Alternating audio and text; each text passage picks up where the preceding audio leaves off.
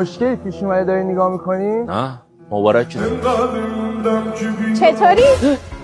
چه لرز کردی؟ چطور؟ همینجا هم اون تو دو بهت نگفته بودم اون خواهر دوقلومه. بابا دوقلویی؟ ناراحت شدی؟ فکر کردی من ازدواج کردم؟ آره ناراحت شدم. الانم دیر نشده زانو بزن. چی؟ حلقه بده دیگه. نه داخل من که از تو خوشم نمیاد. چی؟ تو اونی که اون توی دیگه. تو هم فکر کردی من اینم، من این نیستم، من اونم.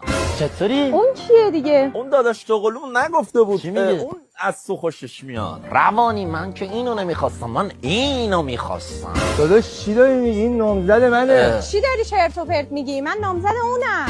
داش ببخشید حواسم نبود. من اصلا این خوشم نمیاد که من این خوشم میاد. یعنی پشما. بابا اینجا چه خبره؟ چرا همتون دو تایید؟ مادرتون زایده یا حسین دستگاه کپی ازتون کرده؟ این کیه؟ اون کیه؟ اون کیه؟ این کیه؟ من دارم دیوونه میشم. آقا نزن دوقلویم دیگه. مگه میشه این همه دوقلو یه جا جمع شه؟ حالا شده دیگه. شما به جای این کارا من یه ساعت بهت گفتم کرم اینو واسم بیار، برای چی نیاوردی؟ به داداش گفتی. کیه بابا جان؟ کچه و کرمه اینجا.